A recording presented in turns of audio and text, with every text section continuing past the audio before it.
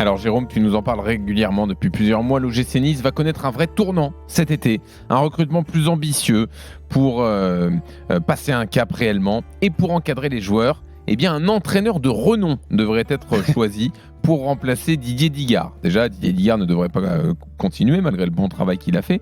Et ce donc, il faut un entraîneur de renom. Et ce, même si Florent Ghisolfi, le directeur sportif, lui, pencherait plutôt pour des profils... à la Francaise. Voilà, Francaise est dedans, Régis Lebris à Lorient également.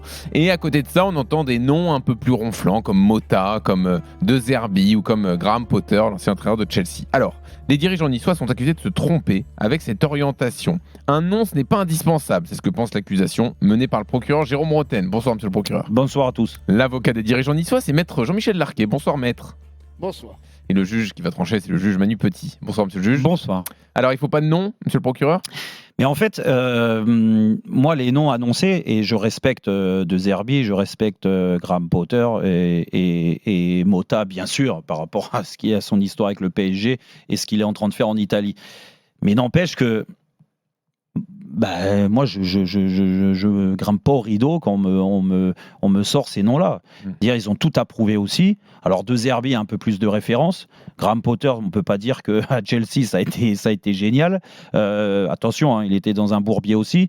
Que Mota, sa première expérience en tant qu'entraîneur était moyen. Là, il se remet bien dedans et parce qu'il connaît bien le foot et il a envie, il est passionné. Et je suis persuadé que ça peut devenir un bon entraîneur. Et c'est pas et mettre ce nom-là ou ces gens-là à la tête de l'OGC Nice, je dis pas que c'est un problème. Mais pourquoi on met en retrait assez facilement comme ça des gens qui ont soit moins d'expérience ou les noms sont moins claquants parce qu'on veut recruter dans le championnat de France. Francaise, à ce que je sache, excusez-moi, mais bon, il est en train de montrer des choses et c'est le meilleur entraîneur de Ligue 1. Tout le monde est unanime pour le dire.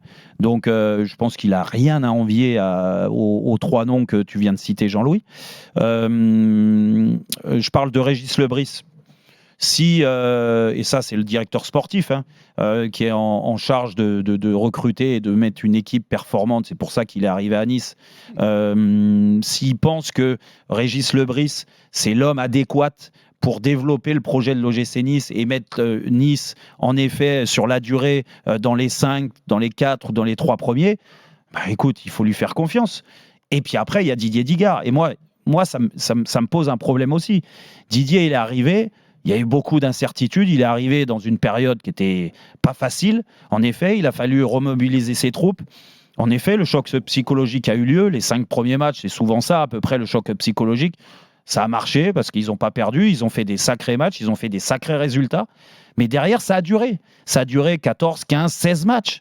Alors oui, la fin de saison, elle est un peu plus compliquée, la décompression de certains joueurs et tout ça, mais est-ce qu'il faut lui en tenir rigueur ? Est-ce que c'est le seul responsable aujourd'hui ? Est-ce que Didier Digard n'a pas montré sur ses 14, 15, 16 premiers matchs qu'il était capable d'emmener Nice peut-être tout là-haut ? Avec une structure différente, avec en effet des moyens multipliés par 2, par 3, par 10 peut-être pour recruter des meilleurs joueurs. Écoutez, moi franchement, je pense qu'il n'est pas plus mauvais que tous les noms qu'on vient de citer. Attention, après, il y a non et non. Et là, demain, on me parle de Carlo Ancelotti, de Jürgen Klopp, de Pep Guardiola, et je vais m'incliner, je vais dire, oui, écoutez, les jeunes là, qui doivent prendre de l'expérience, peut-être que vous allez vous incliner, peut-être que vous allez bosser avec ces mecs-là, parce qu'eux vont vous apprendre des choses. Mais c'est trop facile aujourd'hui de dire, on veut un nom. Sous prétexte que juste le nom va faire gagner l'équipe. Non, écoute, tous ces entraîneurs qu'on vient de citer, Graham Potter, De Zerbi et Mota, ils n'ont pas fait gagner toutes leurs équipes. Voilà. Donc, excusez-moi, respectons un peu les entraîneurs qui se développent. Régis Lebris, Francaise, surtout parce qu'eux, ils ont montré des choses un peu plus peut-être parce qu'ils ont plus de temps que Didier Digard, mais même Didier. Parce que moi, ce qui m'interpelle là-dedans aussi, et là, je pousse un petit coup de gueule, c'est qu'on a l'impression qu'on a coupé la tête de Didier Digard déjà sans le prévenir. Heureusement qu'il était là, Didier, il y a quelques mois. Les gens ont la mémoire courte. Donc c'est pour ça que moi, le non, écoutez, déjà ramenez des bons joueurs et vous verrez qu'avec n'importe quel entraîneur, je pense que l'équipe déjà va mieux fonctionner. Il y a Rudy Garcia qui est libre aussi, monsieur le procureur. Je sais pas si... je ne l'ai pas cité. Non, c'est vrai, il n'a pas cité. Non. Alors, Maître Larquet, donc, pourquoi il faut un nom à Nice ? Oui, enfin, il faut un nom. D'abord, je pense que le procureur qui a enfoncé les dirigeants niçois les avait montés au pinacle et les avait mis sur un piédestal il n'y a pas si longtemps que ça. Aujourd'hui, il y a un vrai projet du côté de l'OGC Nice. C'est le procureur lui-même qui nous l'a dit dans sa propre mission. Oui. Il y a un vrai projet ambitieux, un projet qui a mal débuté.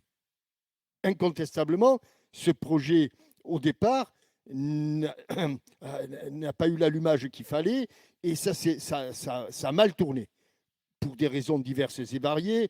Les duels entre Galtier et Fournier. Et puis aujourd'hui, ce club est en train de se structurer d'une manière dont le procureur s'est félicité.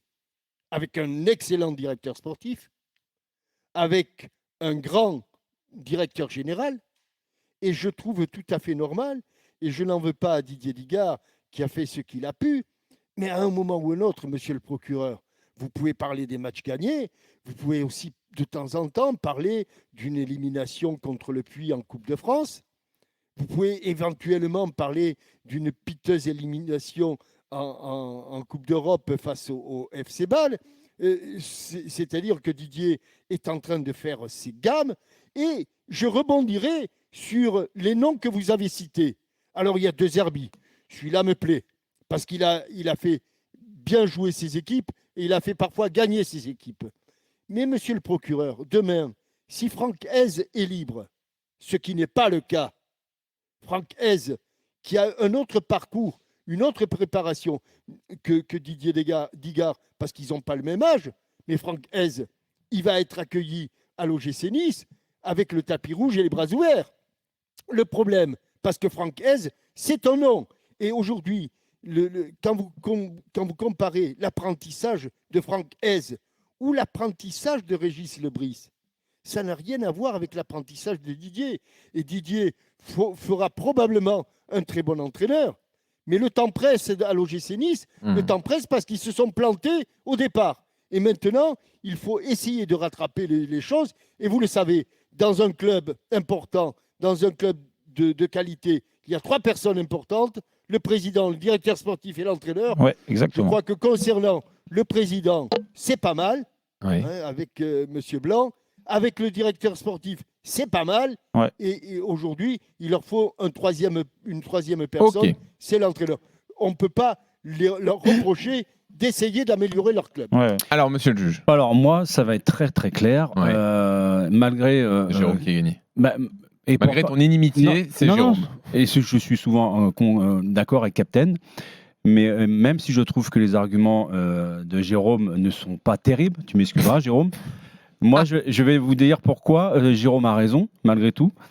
C'est que. Il est con, ce mec. non, mais écoute, je te donne Et il va gagnant, te donner raison, mais tu le traites de- mais je trouve que tes vas avoir arguments, des soucis ils sont avec, recevables, ton mais avocat, pour moi, toi. c'est pas les plus importants, justement, Vas-y, c'est quoi alors? pour te donner raison.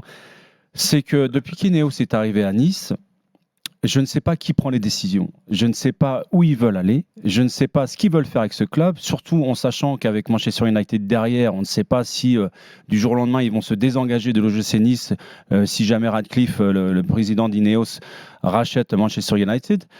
Et ça, c'est ça qui me laisse perplexe, en fait. Un groupe comme Ineos, qui gère 17 000 personnes à travers le monde et qui fait 80 milliards de chiffre d'affaires, n'est même pas foutu de gérer un club comme le GC Nice à l'heure actuelle et d'avoir une vision claire et définie.